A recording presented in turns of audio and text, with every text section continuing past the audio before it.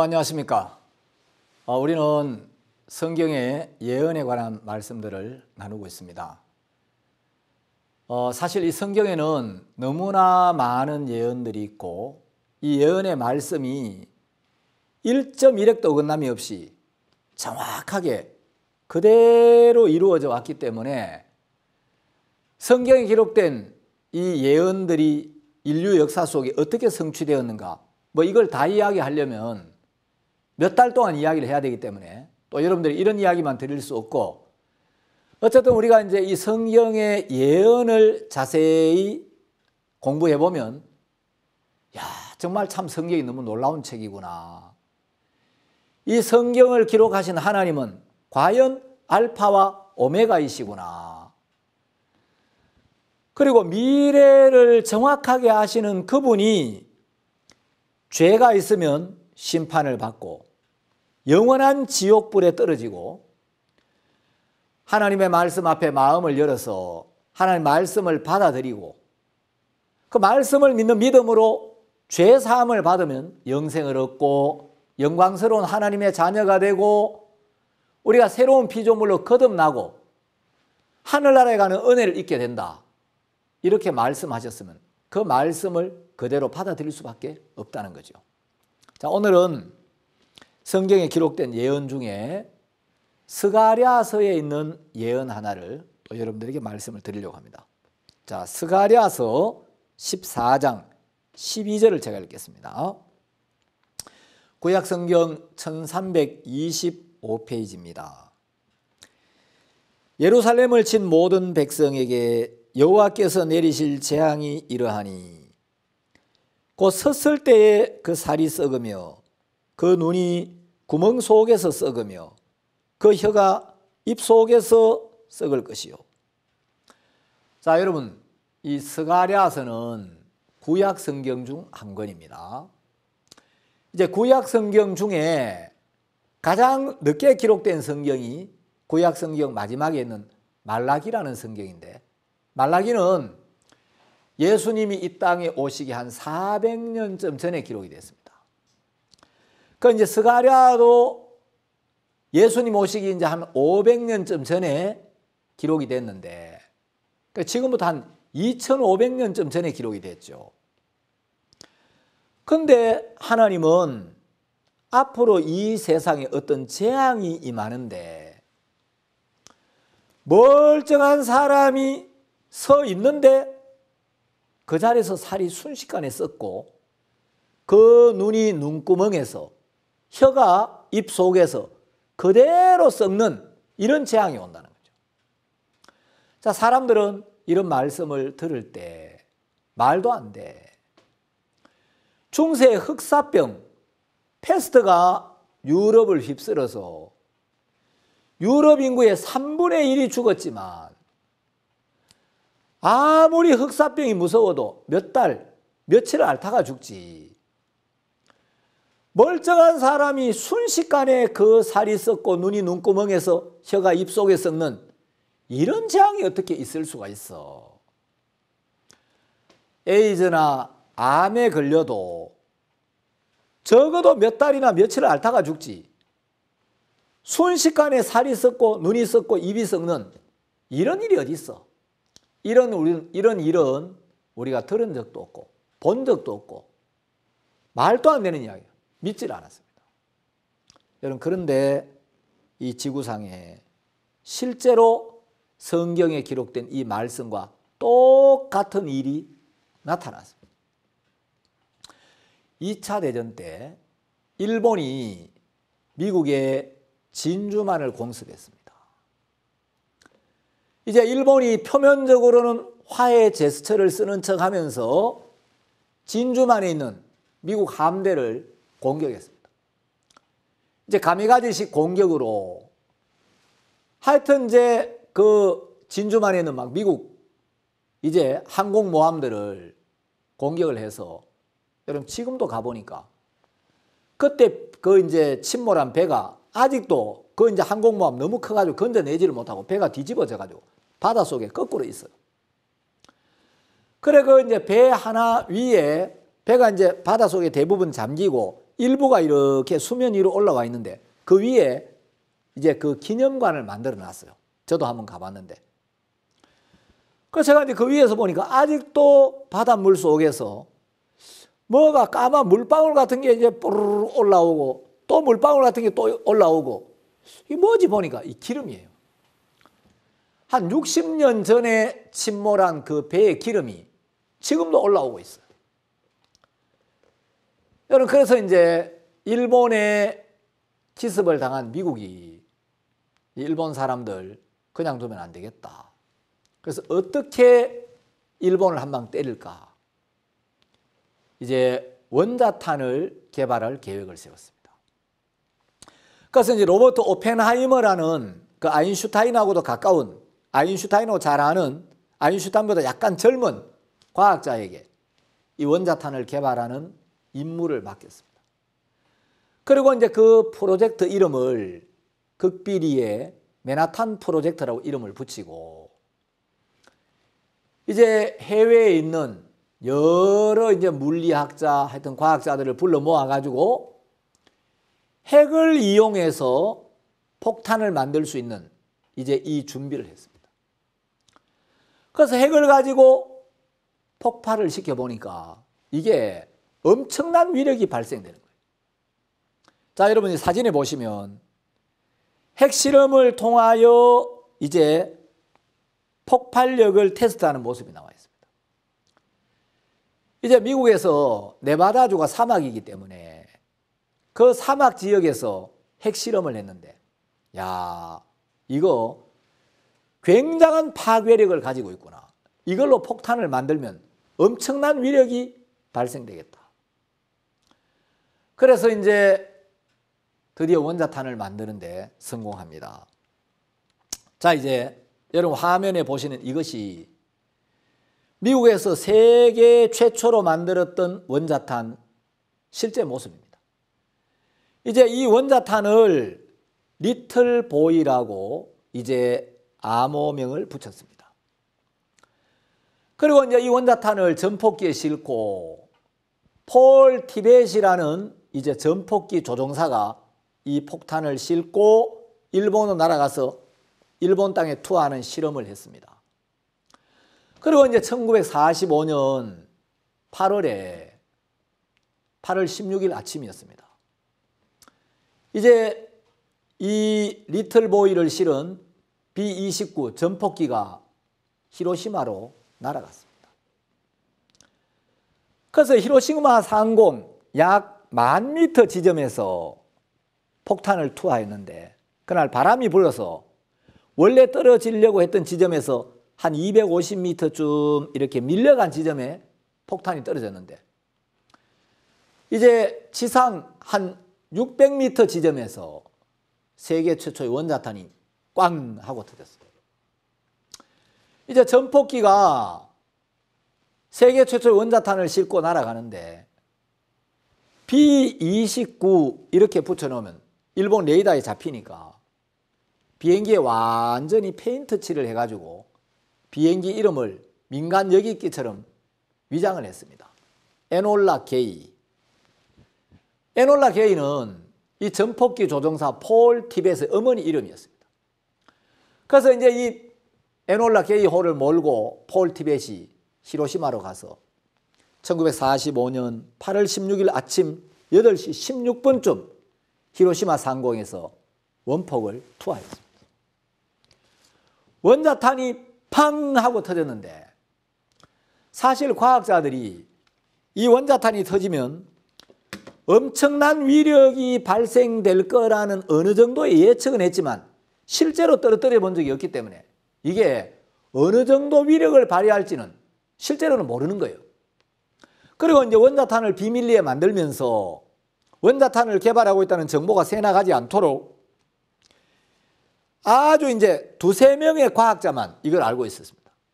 심지어 이제 미국 부통령도 이 과학자들이 뭘 하고 있는지를 몰랐어요. 이제 미국 트루만 대통령에게 로버트 오펜하이머가 원자탄을 만드는 데 성공했다는 보고를 했고 트루만 대통령이 만일에 이 폭탄이 터지면 얼마 정도의 사람을 살상할 수 있을 것 같냐 우리가 예상하기로는 한 2만 명 정도는 죽일 수 있을 것 같다. 그래서 이제 히로시마에 원자폭탄을 투하했는데, 여러분 원폭이 터지면서 히로시마에 한 34만 명이 살았는데 2만 명 정도가 죽을 거라고 예상을 했는데 실제로 후유증으로 죽은 사람까지 24만 명 정도가 죽었어요. 과학자들이 예측했던 것보다 10배 정도나 많은 사람들이 죽었죠. 여러분 지금 북한이 핵미사일을 개발했다는 이야기 때문에, 핵미사일을 갖고 있는 것 때문에 미국도 북한에 끌려가고 북한에게 쩔쩔매는 거예요. 미국은 핵의 위력을 잘 알고 있습니다. 그런데 이제 히로시마의 원폭이 떨어지고 빵 하고 터지면서 오렌지빛 섬광이 번쩍하는 순간, 원폭이 터지면서 섭씨 4,000도나 되는 엄청난 열과 초속 수백 미터나 되는 엄청난 폭풍, 그리고 방사능으로 사람들이 죽어가는 거예요. 자, 여러분 사진에 보시다시피 원폭이 터지고 나니까 히로시마 시내가 완전히 초토화되어 버렸습니다. 그리고 여러분 저기 보는 이제 큰 철근 콘크리트로 지은 저 구조물 하나만 남아가지고 저게 오늘날 원폭 기념관으로 쓰이고 있고, 나머지 건물들은 6만 5천 채의 주택이 완전히 파괴되어 버렸습니다. 여러분 보통 뭐 태풍이 강하게 불어봐야 초속 한 40m, 아주 세면 한 60m 정도 오는데 원폭은 초속 몇백 미터의 강풍이 몰아치는 거예요. 그러니까 이 강한 바람이 몰아치면서 건물들이 다 파괴돼 버리고 건물 파편들이 날아가면서 그 파편에 사람이 맞으면 총알에 맞아 죽는 거나 똑같은 거예요. 그래서 히로시마에 2만 4천 명이 죽고 6만 5천 채의 주택이 파괴되고 방사능이 번쩍하는 순간 사람들이 화상을 입고 이제 피부가 썩어 들어가는 거예요. 자, 여러분 여기 이제 사진에 보시면 원폭 희생자들이 나오죠. 방사능과 열로 살이 썩어가고 있습니다. 자, 여기도 원폭으로 살이 썩어가고, 여기 한 어린아이의 시체를 보면 여러분 뭐 다리가 다 타버리고 형체를 찾아보기 어렵죠. 그런데 이제 원폭이 땅 터지면서 과학자들이 망원 렌즈로 사람들이 어떤 모습으로 죽는가 자세히 보니까 방사능이 딱 통과하면서 살이 썩는데 어디가 먼저 썩냐면 사람의 몸에서 습기가 많은 곳, 눈물이 있는 눈과 침이 있는 입이 먼저 썩어 들어가는 거예요. 여러분 그 원자탄을 만드는데 참여했던 과학자 중 한 명은, 오 하나님, 우리는 지금 무슨 일을 저질렀습니까? 우리는 드디어 지옥을 창조하고 말았습니다. 그 유명한 말을 남겼습니다. 자, 이제 사람들이 원폭으로 수없이 죽어가는데 성경은 섰을 때 그 살이 썩으며, 자, 여러분 여기 화면에 온 몸이 썩어가지고 몸에 전부 이렇게 밴드를 붙여놓고 밑에 막 핏물이 흘러서 핏물이 고이고 있는데 여러분 얼마나 고통스럽겠습니까? 자, 이렇게 살이 썩고 또 이렇게 비정상적인 세포 분열로 피부가 벗겨지고, 여러분 피포 환자 살이 막 썩어 들어갑니다. 이렇게 어느 정도 치료가 돼도 피부가 엉망이 돼버렸죠. 자, 여기 화면에 보는 이분은 여러분 한쪽 눈이 안 보이죠. 자, 성경은 그 눈이 구멍 속에서 썩으며 그 혀가 입 속에서 썩을 것이라고 했는데, 여기 보면 눈이 눈구멍에서 완전히 썩어버려 가지고 눈을 찾아볼 수가 없습니다. 자, 이제 원폭으로 이제 기형아가 태어나고, 여러분 이 기형아를 보면 어느 게 눈인지 어느 게 입인지 어디가 귀인지 앞뒤를 분간할 수 없는 이런 비참한 모습들을 이제 보게 되었습니다. 자, 여러분, 사람들은 어떻게 순식간에 살이 썩어? 어떻게 눈이 눈구멍에 썩고? 어떻게 그 혀가 입속에 썩을 수 있어? 여러분, 이 스가랴서는 지금부터 약 2500년 전에 기록이 됐기 때문에 원자 폭탄이라는 게 뭔지도 모를 때 이 성경이 기록이 됐습니다. 여러분, 하나님의 입에서 나온 말씀은 한마디도 땅에 떨어지지 아니하고 말씀이 그대로 이루어지는 걸 우리는 볼 수 있습니다. 몇 년 전에 미국 뉴욕에 9.11 테러 사건이 있었죠.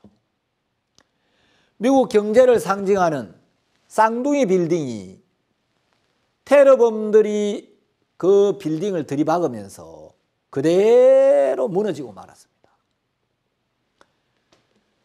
여러분, 미국은 전 세계에서 가장 막강한 정보기관을 가지고 있고 첨단 무기를 가지고 있고 부강한 나라입니다. 똑똑한 두뇌들이 많습니다. 자, 막강한 정보기관, 첨단 무기, 고급 두뇌가 있는데 그날 9.11 테러 사건이 일어날 걸 아무도 몰랐습니다.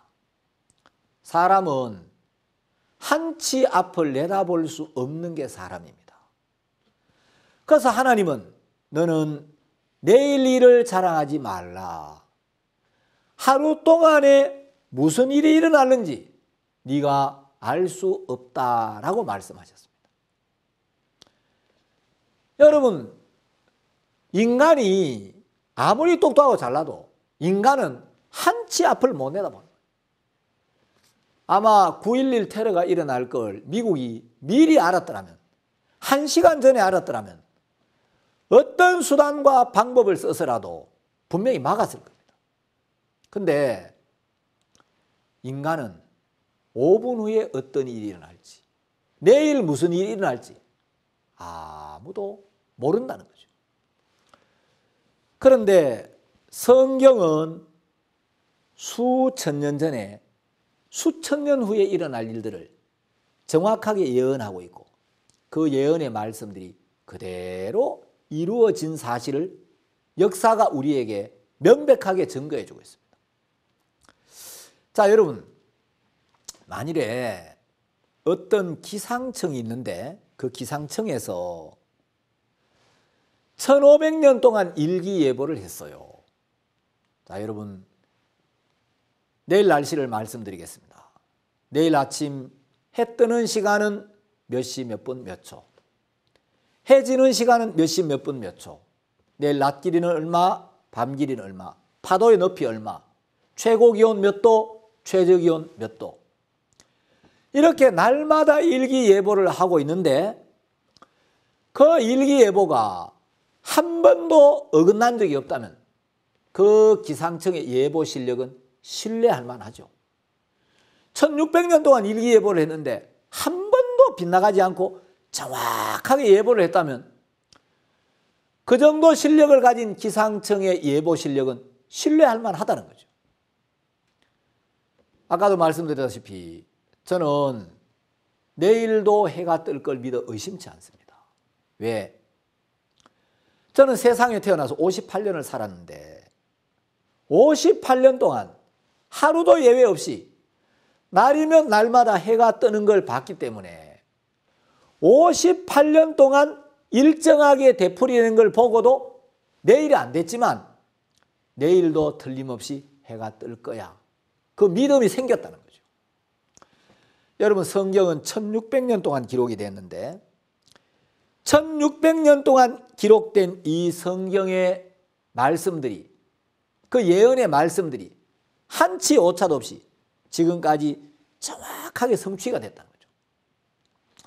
그래서 여러분, 우리가 하나님을 믿는다는 것은 기록된 하나님의 말씀을 마음에 받아들인다는 걸 의미합니다. 여러분, 하나님을 믿는다는 건 뭐 기도를 열심히 하는 거, 무슨 내가 봉사를 잘하는 거, 뭐 방언을 받고 환상을 보고 병이 낫고 이런 게 하나님을 믿는 게 아니에요. 하나님을 믿는다는 것은 내 생각이 어떠하든지 내 느낌이 어떠하든지 내가 나를 볼 때 어떠하든지 내 판단을 내려놓고 하나님이 그렇게 말씀하셨다면, 하나님이 이스라엘 백성들이 날아온다고 말씀하셨다면, 하나님이 섰을 때 그 살이 썩는다고 말씀하셨다면 그대로 이루어지겠구나. 그 말씀을 마음에 받아들이는 걸 가리켜 하나님을 믿는다라고 하는 것입니다. 그래서 요한복음 1장 1절에 보면 태초에 말씀이 계시니라. 이 말씀이 하나님과 함께 계셨으니 이 말씀은 곧 하나님이시니라. 자, 성경은 하나님의 다른 이름 중 하나가 말씀이라는 겁니다. 이 말씀이 하나님이시니라. 자, 이 말씀이 하나님이라는 것은 말씀과 하나님은 하나다. 말씀과 하나님은 동일하다. 말씀이 곧 달리 말하면 하나님이다. 그럼 여러분, 말씀이 하나님이라면 말씀과 하나님이 동일하고 이 말씀과 하나님이 하나라면, 자, 이 말씀은 곧 하나님이시니라. 그럼 여러분, 하나님을 믿는다는 것은 하나님의 말씀을 믿는다는 걸 의미하는 거예요. 왜? 말씀이 하나님이라고 성경이 이야기를 했으니까. 그럼 여러분, 내가 하나님 앞에 서보면 내가 구원을 받았는지 안 받았는지, 내 죄가 씻어졌는지 남아있는지 그거 정확하게 알게 되겠죠. 하나님 앞에 가보면. 그럼 내가 하나님 앞에 선다는 것은 하나님의 말씀 앞에 선다는 겁니다. 내 영혼을 하나님 앞에 세워본다는 것은, 바꿔 말하면 내 영혼을 하나님의 말씀 앞에 세워본다는 거죠. 그래서 하나님의 말씀에 뭐라고 되어 있느냐, 그게 바로 하나님이 나를 어떻게 보시느냐, 그것과 똑같은 거라는 거죠. 그래서 여러분, 우리가 하나님을 믿는다는 것은 다른 걸 믿는 게 아니라 하나님의 말씀, 하나님의 약속을 믿는다는 겁니다. 자, 그래서 이제 이 말씀이 하나님인데, 이 말씀이신 하나님이, 말씀이 몸을 입고 이 땅에 오셨을 때, 말씀이신 하나님이 육체를 입으셨을 때 우리는 그분을 예수님이라고 하고, 이 말씀이 육체에 담겼을 때 우리는 그분을 예수님이라고 하고, 이 말씀이 글에 담겼을 때 우리는 그것을 성경이라고 말합니다.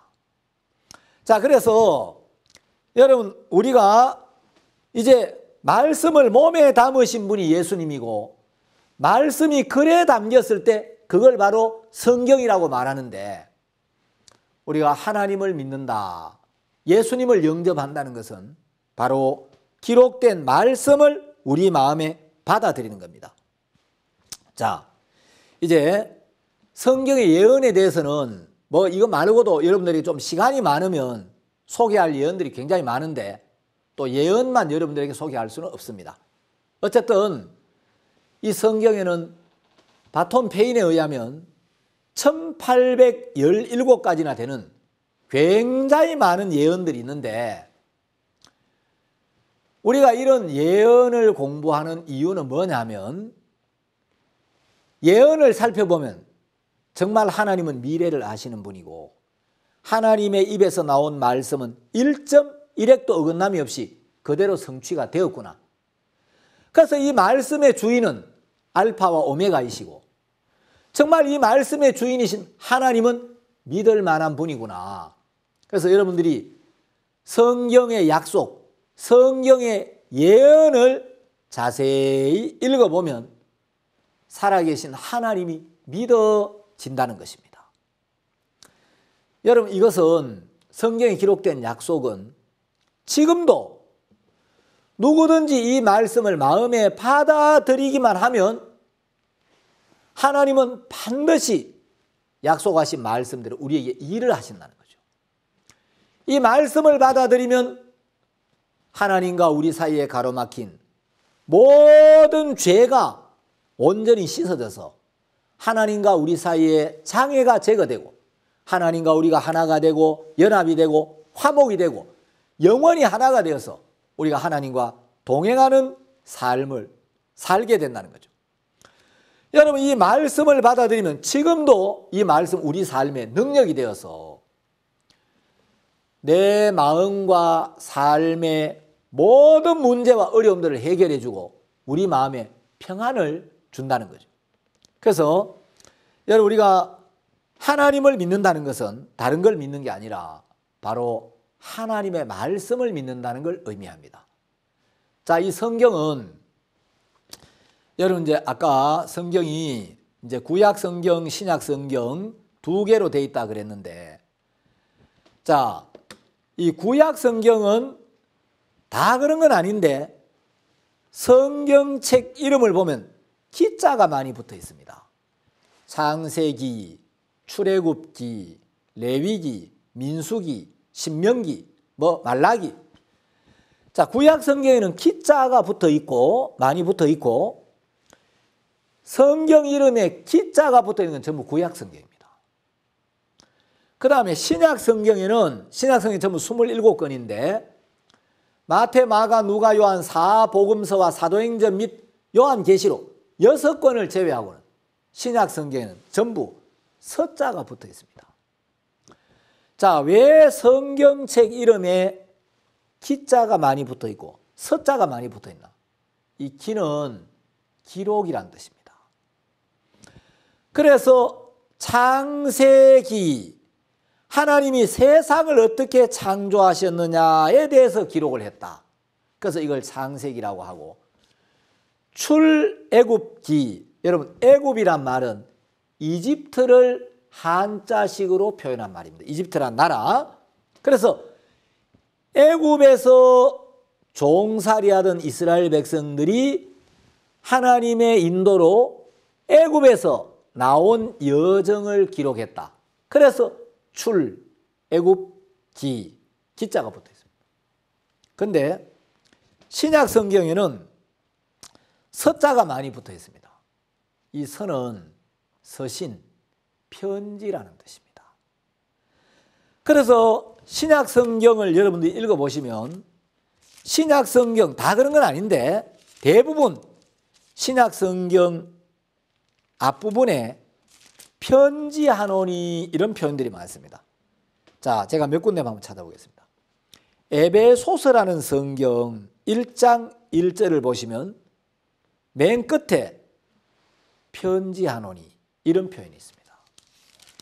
자, 그 다음 성경 빌립보서인데 빌립보서 역시 1장 1절 끝에 보면 편지하노니 이런 표현이 있죠. 자, 그 다음에 또 나오는 성경이 골로새서인데 골로새서 1장 2절 중간에 보면 또 편지하노니 이런 표현이 있습니다. 자, 그 다음 성경이 데살로니가 전서인데 데살로니가 전서 1장 1절 거기도 중간에 보시면 편지하노니 이런 표현이 있습니다. 자, 성경은 하나님의 말씀을 그대로 받아서 기록한 책.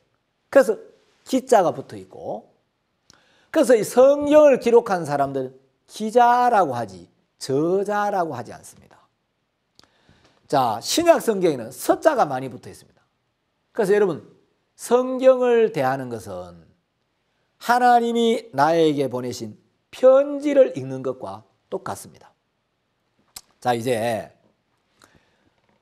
저는 이 성경을 사람들에게 종종 물론 하나님의 말씀 또 하나님의 말씀을 그대로 받아 기록한 책 또 하나님 편지 이렇게도 표현을 하지만 성경은 달리 말하면 인생의 매뉴얼이라고 할 수가 있습니다. 자, 우리가 스마트폰을 하나 사면 그 스마트폰에 사용 설명서가 있습니다. 이 스마트폰은 어느 회사에서 만들었고 어떤 기능들이 있고 어떻게 사용해야 하고 또 어떻게 사용하면 어떤 문제가 생기고 문제가 생기면 어디서 AS를 받는지 이런 내용들이 쭉 기록이 되어 있습니다. 노트북을 하나 사도 그 노트북에 매뉴얼이 있습니다. 제가 우리 어떤 형제님이 몇 년 전에 새 자동차를 하나 사주었습니다. 그 자동차도 보니까 자동차에 매뉴얼이 들어있었어요. 그 자동차 어떻게 사용해야 되고 정비는 어떻게 해야 되고 또 어떤 버튼은 어떤 기능이 있는지 이제 사용 설명서가 쭉 있는 거예요. 여러분 매뉴얼을 정확하게 숙지하고 그 기기를 사용하면 굉장히 편리하게 유용하게 쓸 수가 있죠. 그런데 어떤 기기를 쓸 때 매뉴얼을 안 읽고 함부로 쓰게 되면 고장이 나고 문제가 생기게 됩니다. 여러분 어떤 기기를 쓸 때 매뉴얼을 잘 읽고 매뉴얼을 숙지하고 써야 되는 것처럼 인생도 그냥 살면 되는 게 아니라는 거죠. 여러분 우리가 어떤 사람들은 굉장히 능력이 있는데 굉장히 똑똑한데 명예도 얻고 권세도 얻었는데 잘 나가는 것처럼 보이다가 하루아침에 한순간에 몰락하고 실패하고 고통 속에 빠지는 사람들이 수도 없이 많습니다. 여러분 잘난 사람들도 그런 사람이 굉장히 많아요. 능력이 있는데 잘났는데 왜 불행과 고통과 실패의 구렁텅이 속에 빠져버리느냐. 또 어떤 사람들은 굉장히 성실하게 살아요. 열심히 성실하게 사는데 나름대로 옳고 나름대로 똑똑한데 불행한 사람들이 많습니다. 왜요? 인생의 매뉴얼을 제대로 읽어보지 않았다는 거죠. 여러분 우리가 인생을 살려면 인생의 매뉴얼을 정확하게 알고 인생을 살아야 되는데 그 인생의 매뉴얼이 뭐냐? 여러분 스마트폰을 하나 만들어도 이 스마트폰 만든 회사에서 매뉴얼을 만드는데 인생을 만드신 하나님이 인생의 매뉴얼을 만들지 않았겠냐는 거예요. 그래서 인생을 살 때 어떤 마음을 가지고 살면 불행해지는지 어떤 마음을 가지고 살아야 행복하고 감사하고 평안하고 소망스러운지 하나님도 우리 인생만 만드신 게 아니고 세상만 창조하신 게 아니고 인생의 매뉴얼을 만드셨는데 그 인생의 매뉴얼이 바로 성경이라는 겁니다. 여러분 이 성경 안에는 인생이 왜 불행해졌는지 인생이 무엇 때문에 고통스러운지 어떻게 해야 이 불행과 고통에서 두려움에서 근심에서 벗어날 수 있는지 정확한 길이 제시되어 있습니다. 여러분 우리가 어떤 병에 걸렸든지 그 병을 고칠 수 있는 약이나 의원이 있다면 병에 걸려도 전혀 두렵지 않고 문제가 안 되겠죠. 자, 내가 어떤 독이 몸 안에 들어와도 그 독을 제할 수 있는 해독제가 있다면 여러분 그건 별 문제가 안 될 겁니다. 여러분 이 성경은 우리 인생의 모든 고통과 모든 문제를 해결할 수 있는 매뉴얼입니다. 하나님의 말씀을 받아들이면 그 말씀 안에는 우리 인생의 모든 문제를 해결할 수 있는 능력과 길이 있고 지혜가 있다는 거죠. 자, 제가 성경을 한 구절 읽고 여러분들에게 하나님이 보시는 인생이 어떤 거냐, 하나님 우리 인생에 대하여 뭐라고 말씀하시느냐. 자, 예레미야 2장 13절에 보시면 이런 말씀이 있습니다.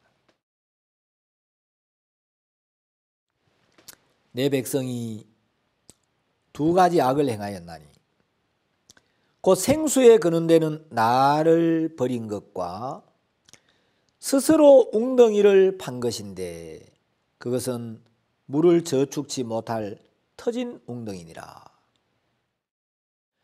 여러분, 하나님은 우리 인생들이 악을 행했는데 살인하고 간음하고 거짓말하고 도둑질하는 악이 아니라 두 가지 악. 하나님이 볼 때 인생들은 두 가지 악을 행했다. 하나는 생수에 그는 데는 나를 버린 것. 자, 여기서 하나님은 하나님 당신 자신을 생수의 근원이라고 소개하고 있습니다. 자, 인생들이 생수의 근원인 하나님을 버리고 하나님을 떠났다는 거죠. 하나님이 생수의 근원이신데 생수의 근원 대신 하나님을 떠나니까 인생에게 필연적으로 찾아오는 현상이 있다는 거죠. 생수에 근원되는 하나님을 떠난 모든 인생들은 무엇을 느끼느냐? 삶의 목마름, 영혼의 갈증이 찾아오게 되어 있다는 거죠. 여러분, 생수의 근원을 떠났으니까 당연한 결과겠죠. 그럼 우리가 인생을 살면서 내가 열심히 공부만 하면 되는 줄 알았는데, 직장만 잡으면 되는 줄 알았는데, 돈만 벌면 되는 줄 알았는데, 공부를, 학교를 졸업하고 나니까 그 다음에는 뭔가 또 허전하고 갈증이 있고 삶의 목마름이 있는 거예요. 직장을 잡아도 결혼을 해도 뭔가 마음에 갈증이 느껴지더라는 거죠. 이것은 하나님을 떠났기 때문에 찾아오는 현상입니다. 그래서 우리가 삶의 갈증을 느낄 때, 영혼의 목마름을 느낄 때, 내가 하나님을 떠났기 때문에 이런 현상이 오는구나. 그래서 내 생각과 내 길을 버리고 하나님께로 마음을 돌이켜 하나님께로 돌아가야 된다. 자, 하나님을 떠난 것을 성경은 죄라고 이야기하고, 이제 내 생각과 내 길을 버리고 하나님께로 마음을 돌이키는 이 돌이킴을 성경은 회개라고 이야기합니다. 오늘날 많은 사람들이 하나님이 보시는 죄가 뭔지를 잘 모르고 성경이 말하는 참된 회개가 뭔지를 모르고 그냥 죄 짓고 죄를 고백하고 용서해달라고 비는 게 회개인 줄로 잘못 알고 있는 사람들이 많습니다. 여러분, 원래 죄라는 말의 어원은 관역을 빗마치다, 이런 의미를 가지고 있습니다. 옛날에 사람들이 화살을 관역에 쏴서 이제 관역을 못 맞추면 그 옆에 있는 사람이 깃발을 들어 올리면서 시인이라고 했답니다. 그래서 이 죄, 이것은 관역을 빗마치다, 관역에서 빗나가다, 이런 의미를 가지고 있습니다. 여러분, 우리가 하나님의 말씀을 떠나고 하나님을 떠난, 하나님에게서 빗나간 이게 죄입니다. 그래서 하나님의 말씀을 떠난 우리가 하나님을 떠났기 때문에 목마름이 오고 고통이 오는구나. 그래서 내 생각과 내 길을 버리고 마음을 하나님께로 돌이키는 이 돌이킴, repentance, 이걸 회개라고 한다. 여러분, 우리가 죄를 짓고 죄를 용서해달라고 비는 게 회개가 아니고, 회개라는 말은 빈다는 뜻이 아니고 돌이킨다는 뜻입니다. 자, 이제 인생들이 하나님을 떠났기 때문에 목마름이 옵니다. 그러면 하나님께로 돌아가야 되는데 사람들이 하나님께로 돌아가질 않고 스스로 웅덩이를 판다는 거예요. 자, 인생들이 두 가지 악을 행했는데 첫 번째는 생수에 근원되는 하나님을 버린 것. 두 번째는 스스로 웅덩이를 파는 것. 이건 자기 스스로의 수고와 자기 스스로의 노력으로 자기의 방법으로 자기의 목마름을 해결하려고 하는 거예요. 여러분, 자기 수고와 자기 노력으로 자기 목마름을 해결하려고 애쓰는 것은 결국 자기 노력을 의존하는 거고 자기 행위를 의지하는 거지, 이건 하나님을 믿는 게 아니라는 거죠. 자, 이제 사람들이 생수의 근원을 떠났기 때문에 목마름이 옵니다. 그 목이 마른데 생수의 근원 대신 하나님께 돌아오면 되는데, 목이 마른데도 하나님께로 돌아오지 않으면 그 다음에 찾아오는 현상은 고통입니다. 목이 말라 죽겠는데 물을 얻지 못하면 고통이 오겠죠. 자, 하나님을 떠난 인생들에게 삶의 목마름, 영혼의 갈증이 옵니다. 그런데 하나님께로 돌이키지 않으면 그 다음에 찾아오는 건 고통입니다. 삶의 고통. 자, 이제 하나님과 멀어져서, 생수의 근원과 멀어져서 돌이키지 않으면 고통이 커질 수밖에 없는 거예요. 자, 고통이 올 때라도 하나님께로 돌아오면 되는데, 하나님이 돌아오라고 목마름을 주시고 돌아오라고 고통을 주시는데, 네가 나를 떠나 네 자신을 믿고 사니까 고통밖에 없지, 어려움밖에 없지, 네 생각과 네 길을 버리고 돌아와. 하나님은 회개하기를 원하시는데 고통이 오는데도 하나님께 돌아오지를 않는 거예요. 그럼 마지막에 찾아오는 죽음이라는 거죠. 자, 그래서 성경은 하나님을 떠난 결과, 하나님을 떠나 자기를 믿고 사는 삶의 결과가 사망이라는 거예요. 그래서 성경은 죄의 싹은 사망이다. 여러분, 성경이 말하는 죄는 딴 게 아니고 하나님을 떠나서 자기의 수고, 자기의 노력, 자기의 지혜, 자기의 경험, 자기의 방법, 자기를 믿고 자기 자신으로 말미암아 사는 이 삶을 죄라고 하는 것입니다. 그래서 나 자신을 믿고 살던 이 길에서 마음을 돌이켜 하나님의 말씀 앞으로 돌아오는 이것을 회개라고 합니다. 자, 우리가 내 생각과 내 길을 버리고 하나님께로 돌아오면 하나님은 돌이키는 자를 위하여 말할 수 없는 은혜와 긍휼을 예비해 놓고 기다리신다는 거죠. 여러분은 하나님의 말씀 위에 있습니까? 하나님 말씀을 떠나 있습니까?